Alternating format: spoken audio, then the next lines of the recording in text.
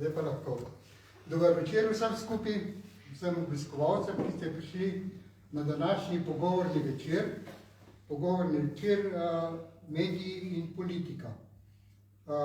Seveda bi v imenu televizije ETV vas prav lepo vse pozdravil, predvsem pa naša dva današnja organizatorja, ki bo ta vodila ta pogovorni večer, seveda Boris Tomašič, ki ga vsi poznate, direktor javnega zavoda.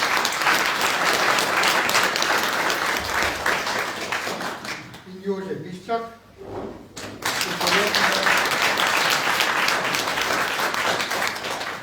odgovornega urednika Demokracije. Tako da, kdor Demokracijo bere, pa mislim, da jo vi v večini berete, seveda v prvo preberete njegov urednik članek. Lepo. Mislim, da boste lahko danes vsi ti, ki gledate tudi na Nova 24, doba mlaže, marsikaj tudi izvedeli neposredno od gospoda Borisa in potem tudi kaj vprašali. In želim, da je to res en tak pravi razpoznavni večer. Ob tem bi seveda tukaj pozdravil še gospoda Romana, pa da on tudi spregovori par besed v imenu organizacije oziroma naše stranke v Zagorju. Potem pa drugi naprej. Hvala lepa za besedo, Jan. Tudi jaz bi se zahvalil v mojem imenu in v imenu občinskega odbora SDS Zagorje ob Savi, Janezu in Boštjanu, ki sta pripravila tole današnjo pogovorni večer. Lepo bi tudi pozdravil gospoda Borisa Tomašiča, lepo bi pozdravil tudi gospoda Jožeta Biščaka. Janez je omenil, kdo in kaj sta. Jaz bi jima zaželel, da bi se v tem času, ko bodo tukaj preživela prijetno urico, da se bodo dobro počutila v našem Zasavju. Imamo tradicijo, tudi 250 let smo imeli Knapošno, tudi smo spoznali tudi trdo delo Zasavja. Jaz upam, da videla tudi trdo delata in si tudi zaslužita bonifikacijo.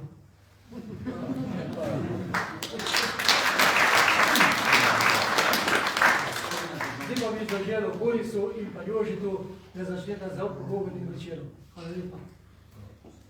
Hvala lepa obema, hvala lepa gospodu Vidmarju, lastniku ETV. Tudi v mojem imenu dobrodošli vam, ki ste prišli, in gledalkam in gledalcem, ki nas gledajo in nas bodo še gledali na 27. etapi Demokracija, magazin Tura, kamor vabimo različne goste. Nocoj je pa z nami gospod Boris Tomašič, ki ga poznate kot voditelja ene najbolj gledanih slovenskih televizijskih oddaj Kdo mlaže. Boris, lep pozdrav. Ja. Jaz moram to reči, ne? Drage državljanke, dragi državljani, spoštovani davkoplačevalci. To je Boris Tomašič.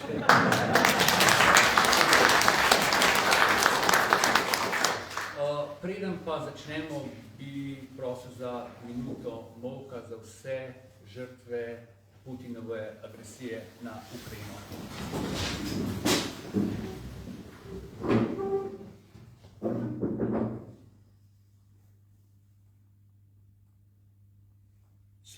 Slava Ukrajini. Ja, Boris, začela bova seveda z Ukrajino, z napadom, pravzaprav agresijo Putina na Ukrajino. Pač obveščevalne službe so sicer opozarjale, da bo do agresije prišlo, samo meni se nekaj zdi zanimljivega, kar se je zgodilo 24 ali pa 48 ur prej, namreč, da je ameriška obveščevalna služba napovedala napad na Ukrajino, da bo prišlo do agresije v roku 48 ur. Ni ravno običajno, da obveščevalne službe javno napovedo nek napad. Je pa to na nek način mišljen tudi, da se Putina bi odvrnil od agresije agresija ali ne? Najverjetneje. Ne? Zdaj ta javna objava, da Američani vedo, kaj Putin pripravlja, je seveda poskus odvračanja. Žal neuspešen. Ne? Putin očitno ne razmišlja racionalno, enostavno se je odločil, da bo to izvedel in da bo šel do konca. Žal to vidimo zdaj vsak dan. Ne? Se pravi, komu ni uspel vojaško premagati Ukrajine, je začel rušiti mesta. Dejansko on, in to je dejstvo, ker Ukrajinci se upirajo bistveno bolj, kot je kdorkoli pričakoval. Dejansko tudi Zahod ni pričakoval, da bodo Ukrajinci nudili tako močan odpor in niti Putin. In se na to ni pripravil in zdaj se je odločil, v redu, ne morem vas vojaško premagati, bom pa zrušil vse, kar je pred mano. Ker pač toliko raket, toliko orožja ima in dejansko smo videli zdaj na jugu, da ko oni rečejo, da so zavzeli mesto, so zavzamejo v resnici ruševine. Mislim, da je bilo včeraj 2000 mrtvih, grozljivo v enem dnevu in to civilo. To je tisto, kar Putina, pustimo itak, da napad na suvereno, neodvisno državo ni dopusten in je že to preseglo vse, kar je normalno v mednarodnih odnosih. Ampak to, kar pa zdaj Putin dela, je pa zločin. In jaz iskreno upam, da če ne bo se ustrelil v glavo v nekem bunkerju, da bo končal v Hagu. Ker on je za mene od tistega trenutka, ko je padla prva civilna žrtev, zločinec. Ko se govoril ravno o zločinih, namreč tudi vrhovna državna tožilka Ukrajine, Ušev je ime, se upravičujem, kako je ime, je tudi prek družbenih omrežij napovedala, da že zbira dokaze o zločinih, o vojnih zločinih Putina, o zločinih proti človeštvu, kar je zanimivo. Po drugi strani pa naš generalni državni tožilec je bil ravno v začetku januarja v Moskvi. Ja, to je pa druga katastrofa. Zdaj smo opazili veliko spremembo v retoriki levičarjev. Tako, 2 dni nazaj, 3 dni nazaj so bili še zelo previdni v dajanju izjav. Agresija, ni bila agresija, je bil konflikt. To Tanja Fajon še zdaj uporablja. Konflikt. Kakšen konflikt? Veste, kaj je konflikt? Ko se dva spreta, kdo bo za rundo dal.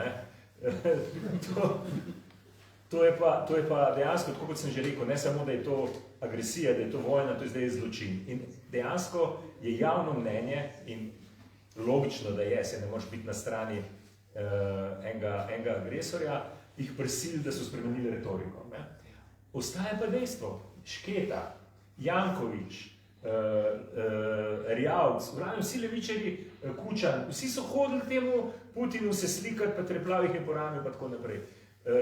Ja, vse, ko je recimo na temle pri ruski kapelici vsako leto, ko je komemoracija, pa se spomnijo na žrtve, vse prav, da se greš, da se pač spoštujejo vse žrtve, ne glede od kje so, ne?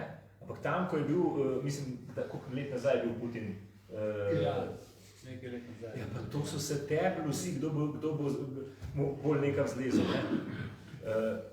In zdaj kar naenkrat, ne, pa ne marajo več Putina, ne malih je v zadrego spravil, ampak ja, Šketa je pa bil, ko smo ga kritizirali, ko je bil, so nas napadali, vemo, da imamo nekatera velika podjetja, ki dejansko so z njim zlizana do konca in ne govorimo o Krki se, ampak... Krka je zelo lepo povedala, ne, pač prišlo je do konflikta, spoštovali bodo sankcije proti Rusiji, našli bodo nove trge, pač bodo se potrudili, da izguba oziroma prihodki se ne bodo toliko zmanjšali. Druga podjetja pa ne vem, eni pa je rekel, da to je živa katastrofa. Vse smo sami videli v Jugoslaviji, so podjetja izgubila trge. Nekatera so se samo organizirala, druga so pa čakala. To so ta ista podjetja, ki poslujejo že ves čas za Belorusijo, čeprav je pod sankcijami. In tiste, ko smo jih sanirali, pa so spet prišla, pa smo jih spet sanirali, pa smo spet dali denar. Ampak generalno, vemo, da so levičari večinoma rusofili. ne, nagradi Putina in če se spomnite levih vlad, ne, kam so hodili? Ne? K Putinu so hodili. Ne? Ni bil Erjavc, ko je bil minister, kolikrat je bil v Ameriki? Nikoli. V Rusiji pa mislim, da vsak mesec. Ne? Celo narisuje portret Lavrova. On je bil tako zaljubljen v Lavrova, da je portret narisuje in mu ga podaril. Ne?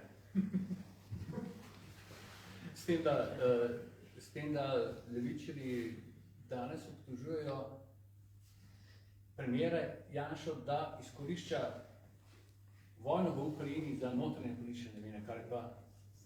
Glejte, levičarji, ko nekoga obsojajo nečesa, ne, v resnici govorijo vse.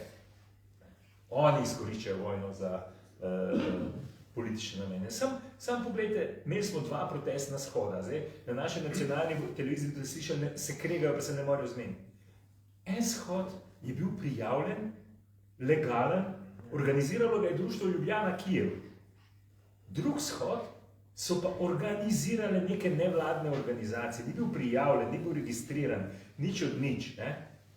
In kaj smo videli, kakšne transparente smo videli, to je bil protinatovski protest. To ni bil protest zoper Putina, zoper agresijo, ampak zoper imperializem. A si predstavljate, kdaj smo že to slišali tam? Ne? Zato vse, kar se dogaja, spominja na 30. leta prejšnjega stoletja. Ne? Zelo podobno se je dogajalo. Sam k sreči, to pa moramo priznati, ta razlika je, da pa tokrat zahodni svet, se pravi Evropa in Amerika ne še toliko, ne, malo so še zadržani, ampak Evropa je enotna in ne čaka. Ne? Po moji oceni, to, kar je rekel Janez Janša, treba je zapreti zračni prostor, bi že moralo biti davno storjeno. Če bo to storjeno, se danes ne bi dogajalo to, kar se dogaja. In glede na to, kar počne Putin, bo verjetno do tega prišlo. Ampak, ne bom rekel, bom z lepšimi besedami povedal, ampak to, da ti rečeš, tweet, v katerem napišeš, da ni Putin edini, ki ima jedrsko orožje, da je to izzivanje konflikta, da zapiranje zračnega prostora, da je to izzivanje konflikta. Glejte, Slovenci, res, da smo bili hlapci, je bil skozi nekdo naš šef. Ampak to smo zaključili 91. leta in ne bomo več dovolili, da nam bo kdo govoril, komu smemo kaj reči, zato ker je močen. Ne? Zato ker ima jedrsko orožje, zato ker ima močno vojsko, ja pa, kaj pa narediti? Po moje, da bi vsi tamle bili srečni, da bi rekli Ukrajinci, a ja, Putin je pa močen, se ne bomo borili. Na, izvoli, ker ukorakite noter v mesta, da jih ne bo zrušilo. No, hvala Bogu, da imajo Ukrajinci radi svojo domovino in da so pripravljeni braniti suverenost Ukrajine. Boris, pa vendarle, nekaj bi te vprašal še v zvezi z vojno v Ukrajini. Omenil si, da ruska vojska še ni tako napredovala, kot so si zamislili. A misliš, da je padel nek mit o neki mogočni ruski vojski, o neki nepremagljivi, drugi največji vojaški sili na svetu? Definitivno je. Ne? Že dolgo časa niso druga sila več. Žal so druga, pa bližajo se prvi Kitajci. Ne? To je resen problem, ampak vsaj zaenkrat so se Kitajci pokazali za bistveno bolj racionalne kot Putin. Ne? Nedvomno je bil strah večji, kot je dejanska moč ruske armade. Ne? Putin je nekako podcenil, kaj se bo zgodil, poslal je veliko vojakov, da ne bi kdo mislil, tista prvi napad je bil z ogromnim številom tako tehnike kot vojske, pa se ni šlo. Ne? In zdaj vemo, da je poslal 64 kilometrov, si predstavljate, dolga kolona vojaške opreme, različne od tankov do vsega. Ne? Kolona še na naših avtocestah. Ne more, to že zdaj Hrvati bi se zafrkavali, to itak v Slovenijo ne gre tako dolga kolona. Ne? Ampak to kaže na njegov obup in da te miti o teh vojskah, kako so strašne, ne? Vse smo konec koncev 91. leta videli. napadla nas je 4. armada v Evropi, saj tako so takrat govorili, ne. Pa vemo, kako je bilo, ne. Hvala Bogu, ne. Vsake žrtve, ki je bila takrat, je škoda, ampak hvala Bogu, da niso začeli raketirati pa rušiti to, kar zdaj dela Putin, ne. Ker to je pa... Ukrajinci danes doživljajo podobno, kot so imeli ta 91. Ja, v bistvu huje, ne? Huje, ampak v principu je pa zadeva zelo podobna, ima enake elemente, ne? Oni, jaz sem tako navdušen nad njihovo srčnostjo, nad njihovo željo, da so svobodni. Morate vedeti, da vidite tam ljudi, ki, vse podobno smo Slovenci počeli, ne? Goloroki ustavljajo tanke. Pri tanke se postavijo in jih ne pustijo naprej. Ne? Se pravi, vemo, da je v Sloveniji tudi tank zapeljal čez civilista. Ne? In dejansko so oni odločeni, da se ne predajo. Jaz se sam bojim, ne?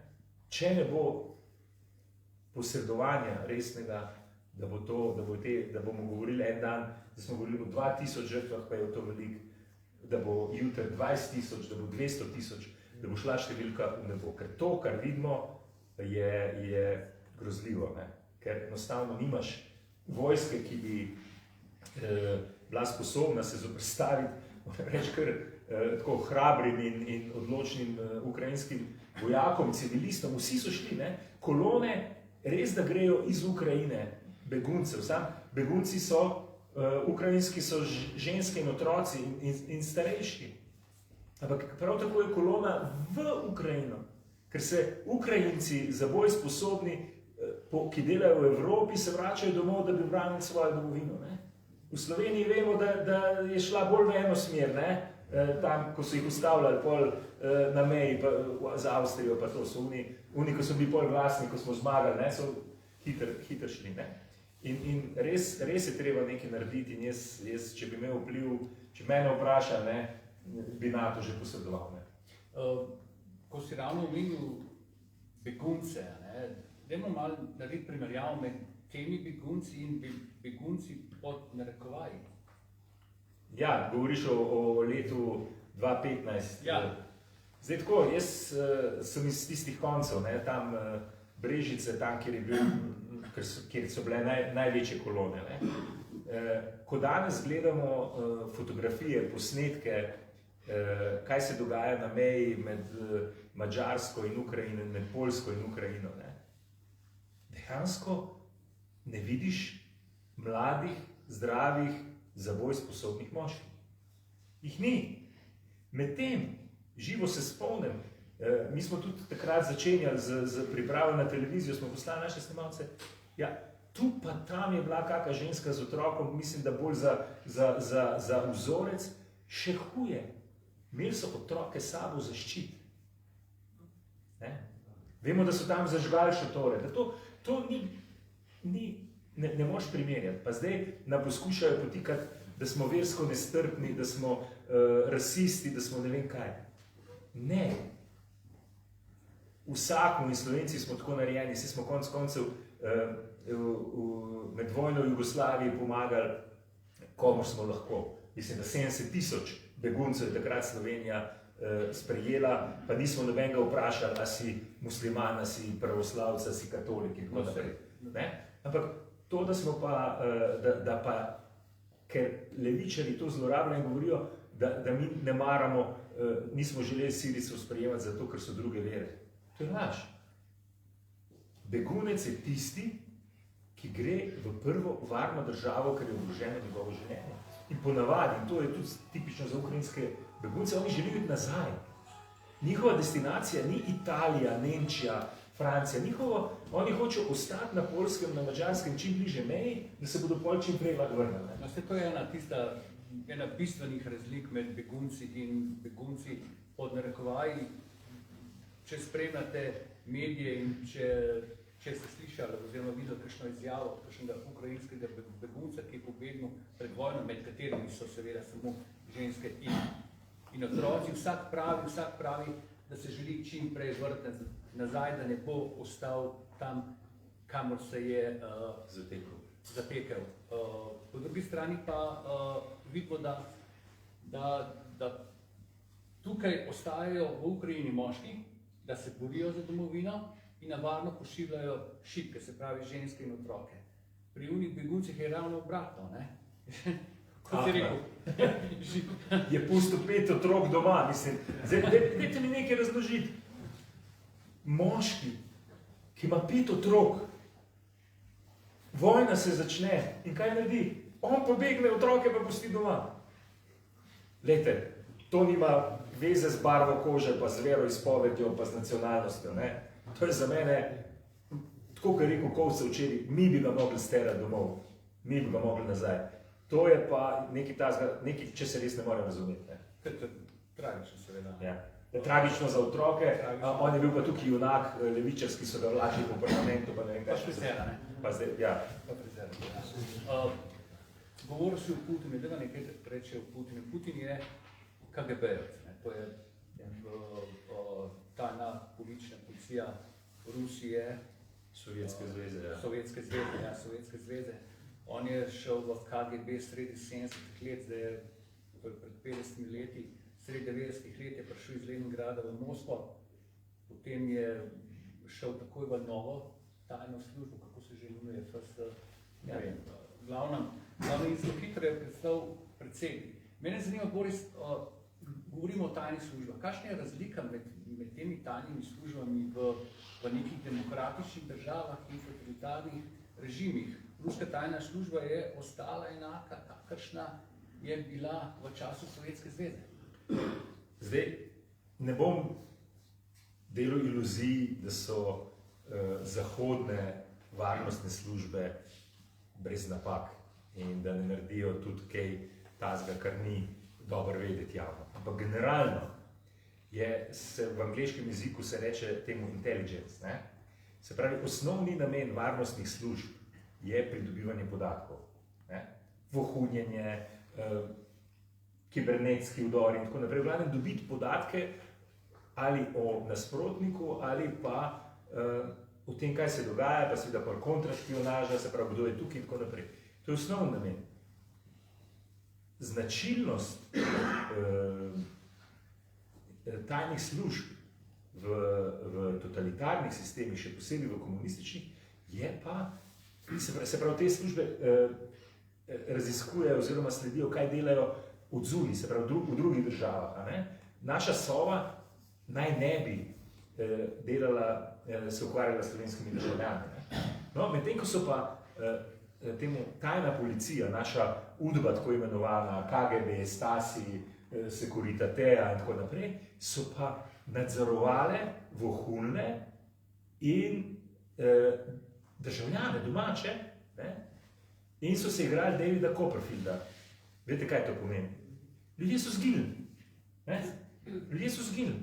Jaz sem nazaj 2-3 leta, ali pa zdaj še 4, delal intervju z enim starim udbašem v Beogradu, ki je bil zadolžen za imigrante, za Ustaše, v glavnem so najbolj spremljali. In on mi je povedal, recimo Arkan je delal za UDBO. Arkan je drugače mingrede rojen in je otroštvo preživel v Sloveniji, v Brežicah, sin oficirja. In on je povedal, oni so ga poslali v München ubiti enega Hrvata, ker je bil pač Ustaš oziroma, kako so takrat rekli, kontrarevolucija. In to so normalno delali, ko so ocenili, da je nekdo nevaren, ga je vzela magla, so rekli. In so se pravi, so ven pošiljali, kaj je bilo pa doma, je bilo pa še 10-krat huj. V začetku 50-ih, konc vojne, začetku 50-ih, 60-ih je bilo to katastrofa. Sem da ne bi mislil, da se je to nehal, pa da so pol tukaj vam prodajajo, kje govorijo 70, pa 80, pa ni bilo. Poznamo primer Stepanjan, mislim, 89 leta. Aktivni so bili 89 leta.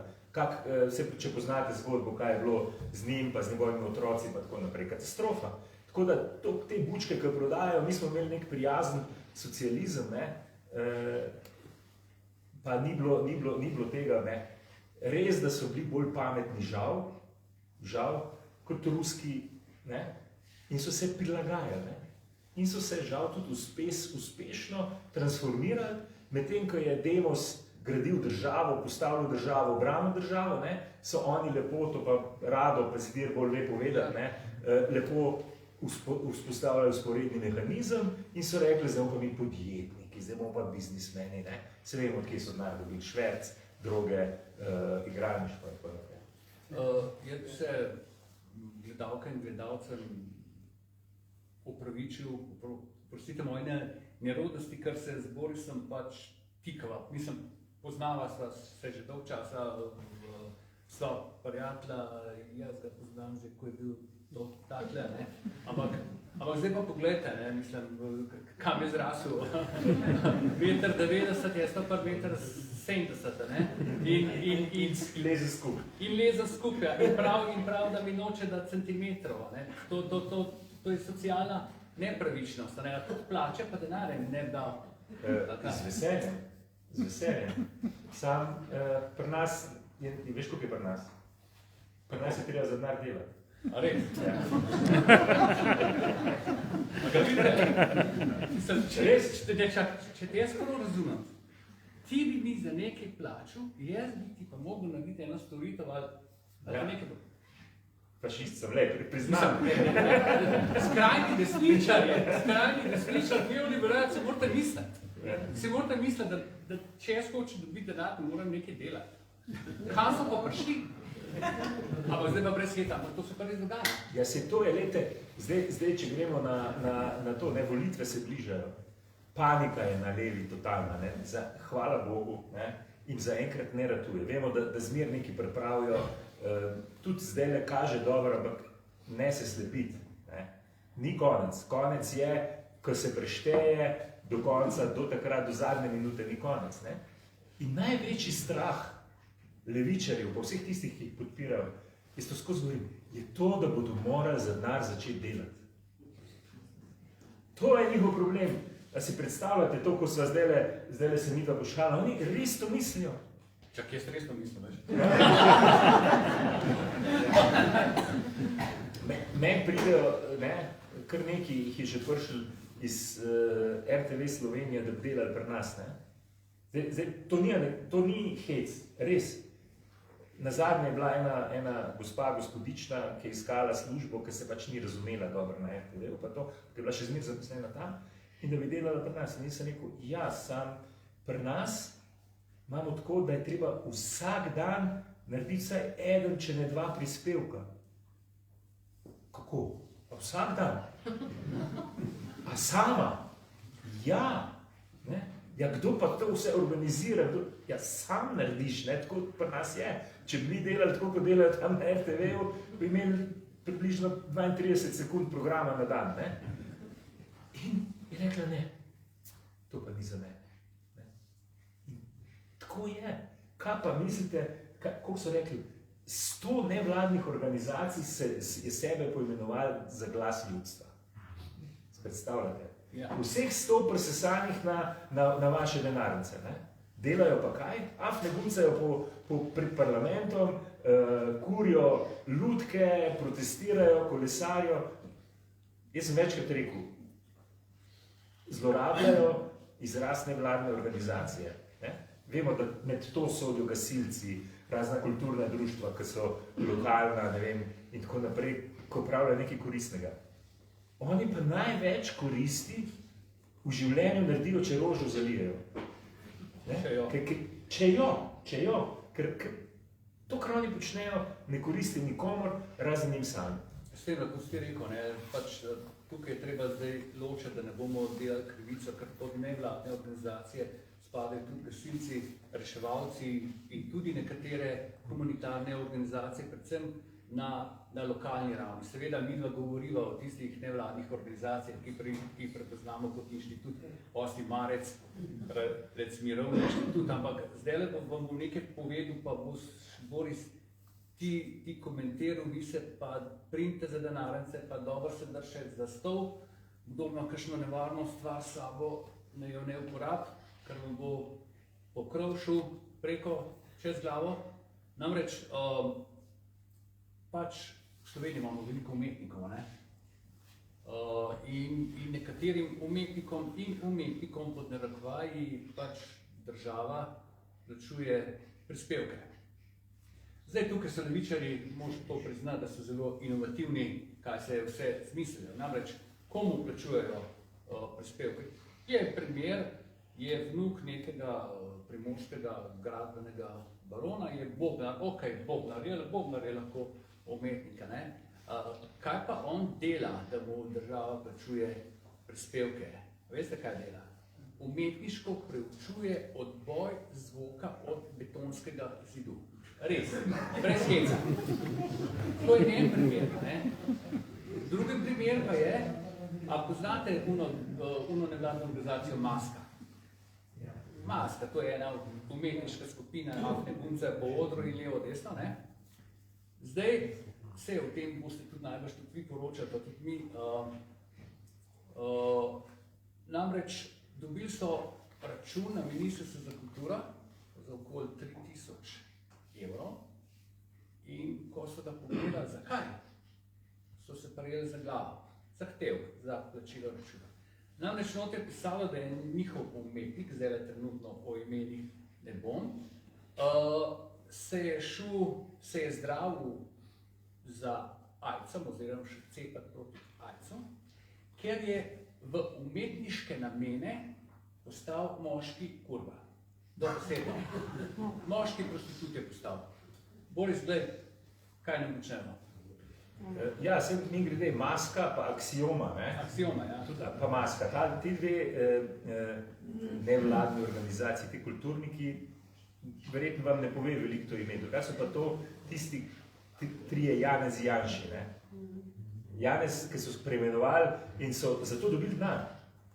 Ker to je bil performance, da so oni postali Janez Janša. Ne? In to se zdi,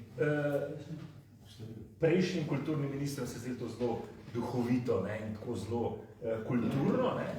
Me zanima, če bi jim te isti ministri, Prašički, ali kaj so bili, ne? Ja, res je bil. Prašiček je bil, ne? Dal denar, če bi se preimenovali v Milana Kučana. Pa, koliko je ura? Mislim, že lahko. Oni so posneli film, v katerem so dali na sredino enega moškega in pokrisi ušesa.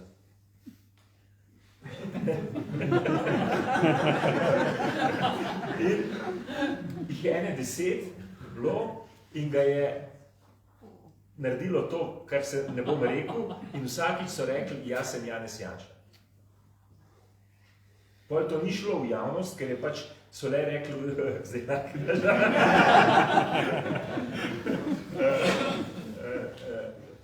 ker so tudi oni ocenili, da je to preveč. Ampak to je kultura in mislim, da so Aksioma in Maska skupaj dobila nekaj 5 milijonov denarja. To je zelo konzervativno cena bolest. Ja. Tako da, jaz tako vam pravim, te volitve so ključne.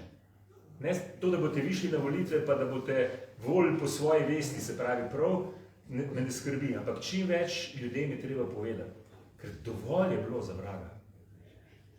Pa res je bilo dosti. Milijardo v 10 letih so pojedli razni mirovni inštituti, Aksiome in ne vem kaj. Milijardo. Zdaj pa oni govorijo, če bomo znižali dohodnino za to, da bo vsak nekaj dobil, bojo pa rekli, pa ne bomo šol gradili.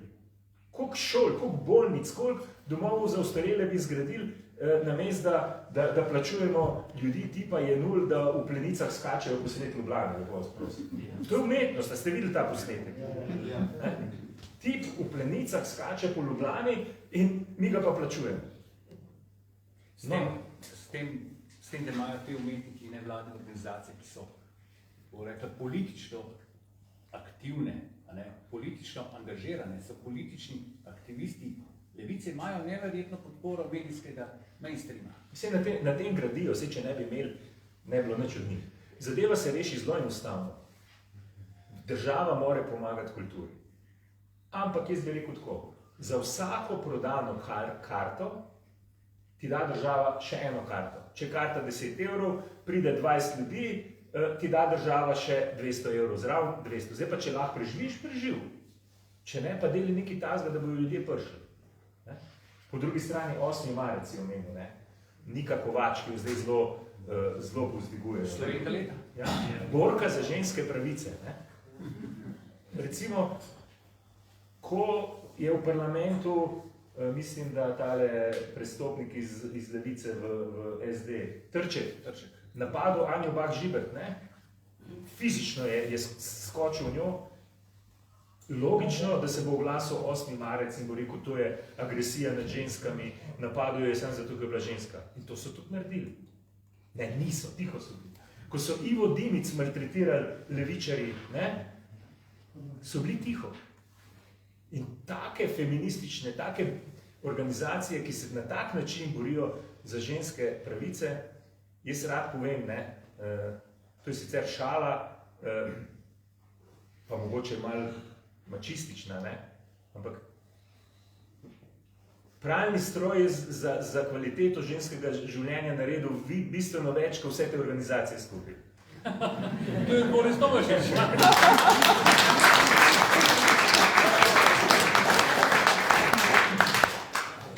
Dajmo reči še takole, pač imajo nevladne organizacije podporo medijskega mainstreama, pomenil se Niko Kovač, Jaša Jenulla, Teja Jarc, ne vem kam je izginila. Ja, po manj še ne Kredac, ni še dobro. Še ni malo poreda, ne. Veliko govorijo o revščini, o socialnih razlikah, neenakosti, ampak zanimivo pa je, da se ob to res minimalno plačo Goloba pa ni nihče kaj preveč spotaknil. Ja, to pa res ne. Sej mene malo skrbi za Goloba, ne. Glejte, a si predstavljate, da bi vi zgubili 15-16 tisoč evrov na mesec? Da bi vsak mesec 15 tisoč evrov zgubili? Katastrofa. Človek pa sam še 7 evrov plača. Kako bo? Jaz vem, kako bom preživel.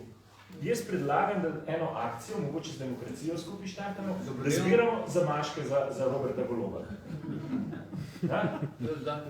Jaz mislim, da mu bomo pomagali, ampak pa mu ne bomo dali tega denarja, pa bomo kupili karto za Severno Korejo, pa ne gre.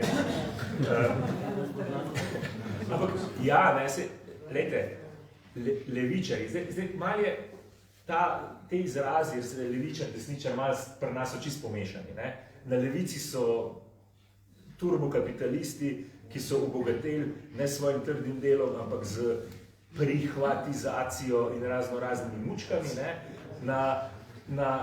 Na desni ne, so ljudje, ki živijo od svojega dela, ali pa podjetniki, ki so res nekaj ukvarjali z nič, ustvarjali iz nič. In to je narobe svet. Ampak vsem vemo, ko govorimo o levici, vemo, o kom govorimo. In oni se borijo, primer, zdaj bomo spet omenil Niko Kovač, ali pa je Nula, ali pa kjerkoli. To so vse razvajena otročat, ki ima od rojstva zlato žlico v ustih, ki so starši njihovi polni denara, v življenju jim ni bilo treba skrbeti za nič. Ne? In zdaj oni grejo na cesto in se borijo za delavske pravice. Kako se borijo za delavske pravice, če v življenju 8 ur skupaj nisi delal? In potem pride, hvala Bogu, ena vlada, ki reče, bomo spremenili dohodninsko lestvico tako, da bo že, mislim, da prvo leto, potem pa več, že prmiči na mesec bo delavc dobil, ne vem, koliko je, 30-40 evrov. Med 30 pa 40, ja. Jaz verjamem, da enemu Robertu Golobu, pa eni Tanji Fajon, ko ima 15 evrov plače, 40 evrov nič ne pomeni, ne? Ampak enemu delavcu, ki dobi, ne vem, zdaj, koliko je neto minimalna plača, nekih 750-800 evrov, je to pomemben denar. Ampak ta gospoda, ne, ki v življenju ni nič delala, reče ne. A veste, zakaj ne? Zato, ker Jože bo pa dobil 150 evrov več. Ne? Logika. Ne. A je bilo res? Pri meni ne.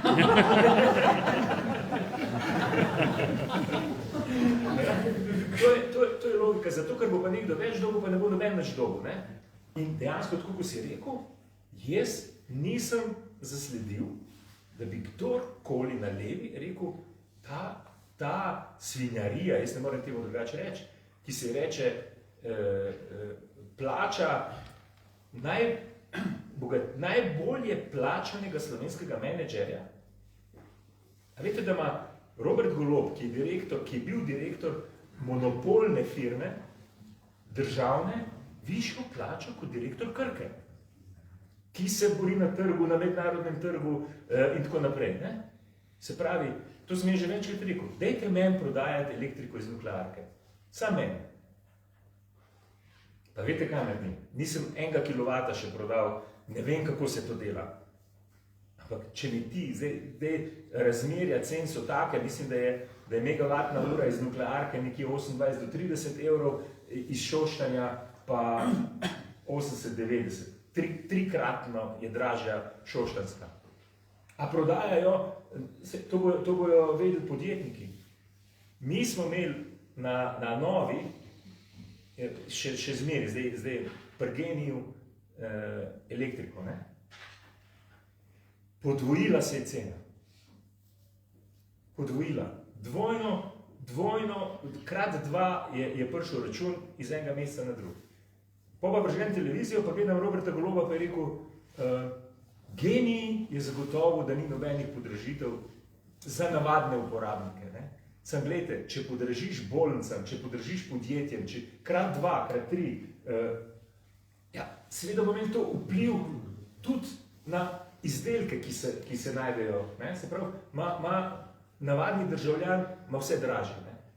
Tako da, v glavnem, ko vam, bom rekel, socialist, levičar, salonski levičari so to, kaviar levičari, ki vpijejo, ne podprimo tega ukrepa Janševe vlade, ne, sta samo 2 razloga, da nasprotujejo.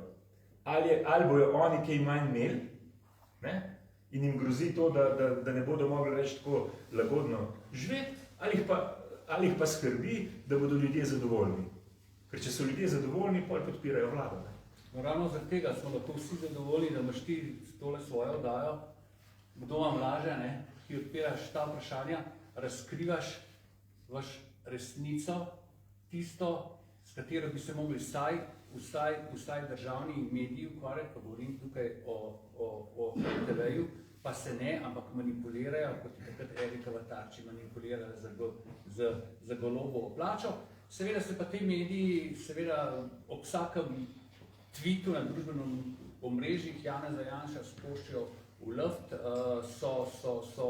so ogorčeni, ogroženi življenjsko s tem, da je edini slovenski novinar, ki je bil res napaden in katerega življenje je bilo res ogroženo, je nekdanji novinarski kolega Miro Petek, ki je danes svetovalec ministra Simonitija. Kako si lahko ti razložiš to blaznost, recimo Blaz Gaga? Samo en tweet pa je že življenjsko ogrožen in se mora skrivati v svoji sobi. Dobar, Blaz Gaga je poseben primer. Ne? On po moje, bi mogel biti neodzunjen. Bova imela tudi zdravnika zdravo, pa bo povedal, zdaj pa kaj. Ampak, gledajte, RTV Slovenija 100 milijonov našega denarja dobijo vsako leto. 100 milijonov. Ja? Sam našega denarja, pa še nekaj od reklam. 2286 zaposlenih. Začne se vojna v Ukrajini. A veste, kaj se zgodi? Enega novinar, imajo najboljšo, bral sem, najbolj kvalitetno, najbolj razširjeno mrežo dopisnikov po celem svetu. Potem je pa treba iti v Ukrajino, pa ni enega. In kaj mora narediti? Karmen Švegl mora nekje poiskati, ne vem, kje je bila, da jo najamejo, ob 2200 zaposlenih morajo najeti Karmen Švegl, ki je edina, ki si upa Ukrajino iti. Naslednji dan bojo pa rekli, kaj pa naše pravice? Kaj pa to? Ne? Zdaj je prišla neka nova oblast in si predstavljate, recimo vse Tanjo Gobec poznate, ne? Ona je imela hude težave z išiasom, tako je bolel išias, da je mogla popiti pol flaša ali pa celo flašo viskija, da je lašla pred kamero, ne? In bolj je bila, zdaj bo pa bolj In kaj se je zgodilo z njo? Ona je vodila Odmeve. Pol je komi stala, ker je išias tako bolj, vse njim, ker je imel iste težave. To je ena taka nenavadna. Zelo rešena bolezen. Ona je za nagrado, za kazen je dobila oddajo svojo, ker on je reče temu oddaja, ne, politično, 10 minut pogovora z gostom. Ne. To jaz za celo leto to naredim v ponedeljek, ne. Toliko 10-minutnih oddaj. Ne. In ostala je enaka plača za to, da je delala 10-minutno oddajo pogovor z enim ali pa dvema gostoma. Je pa se more biti vse narobe. Ne? In seveda, da sovražijo Janeza Janša tam. Ne? In zdaj so prišli neko novo vodstvo, ne? Zdaj ukinijo oddajo, zdaj pa še na boljšem. Zdaj pa še tistih 10 minut ni treba delati. Zdaj pa Boris, če se izteka počas ga okončala na konc. Njemu se reče cenzura. Ja, poglej, jaz sem levičar, veš? Ti smo desničar, se pogovorijo plače. Ja. Za konc zdaj še reči nekaj, vsi ti, katere si omenijo, tujo o neki pravni državi, kršenju človekovih pravic, kaj je s to pravno državo zdaj? Ampak glede na to, kako ta vlada dela, jaz sem prav vesel, da živim v taki pravni državi. Zdaj, pravna država je tako zelo raztegljiv pojem, ne, v Sloveniji. Ne. Zelo prilagodljiva je pravna država. Ne. Ko so levičarji izgubili oblast, hvala Marjanu Šarcu, ne, slava mu in mogoče, ne vem, kje bo se spomenik prvi postavil, ampak upam, da zasluži si ga brez dvoma. Kar je odsotno, ne? Ja, ker brez Marjana Šarca, vejte, vprašanje, kaj bi bilo, ne? Vprašanje, kaj bi bilo v tej krizi, ne? Mislim, v tej vojni v krizi, to je zelo katastrofa. V tej, pa v času epidemije in tako naprej. Kaj sem že vprašal? Pravna država. Pravna država, ne? In ko so izgubili oblast, je kar naenkrat, a si predstavljate, da tako, nismo imeli nobenih problemov s pravno državo, pride na oblast vlada Janeza Janše, katastrofa. Rušenje pravne države, v Evropo se kliče, joka se, vse je narobe. Ne? Če se pa vrnemo za 6 let nazaj, ne, leto 2014, ne, ko so pa v času sred volilne kampanje nezakonito, protiustavno zaprli predsednika največje parlamentarne stranke takrat, pa ni bilo nič. A se spomnite, da bi kdo hodil v Evropo govoriti pravna država? Ni, ne? Tako da mediji ratajo ogroženi v trenutku. Ne?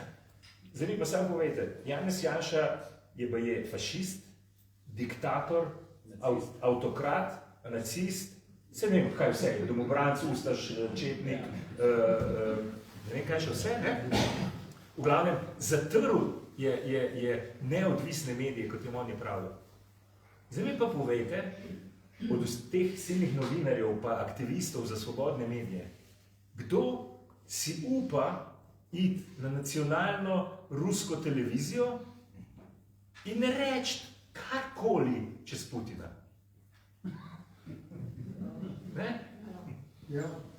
Veliki demokrat, naš prijatelj Putin, ne? Tukaj so pa vsak dan nažigajo po Janezu Janši, pa se nobeno nič ne zgodi. Ne? Zdaj sem od pravne države. Ne, po drugi strani imamo pa nekdanjega predsednika Vrhovnega sodišča, za katerega ne samo, da nima diplome pravosodnega izpita. Jaz ne verjamem, da je osnovno šolo naredil. Kako nima diplome? Se je 3 pokazal. Ja, on jih ima več. To je tako kot včasih, ko smo v Trst hodili po kavbojke, pa ko si kupil kavbojke, si rekel, kjer imaš Levisa, ne vem kaj je bilo, Rifle, rekel, ni problem, ne izber si, kjer je boljša, si bolj sam našil, si imel najboljšo značko. S tem, da smo pred mejo vrsti čakali, to je bilo romantično. Ja, in Masleša je tako, je res en poseben človek, On je imel vse v življenju za ston, samo diplome mogo kupiti, Dobro, Boris, hvala vsem, ko ste prišli, hvala gledalkam in gledalcem, da ste nas gledali, oziroma nas boste še gledali. Hvala ETV-ju in lastniku gospodu Janezu Vidmarju. Nocoj je bil z nami naš gost, gospod Boris Tomašič.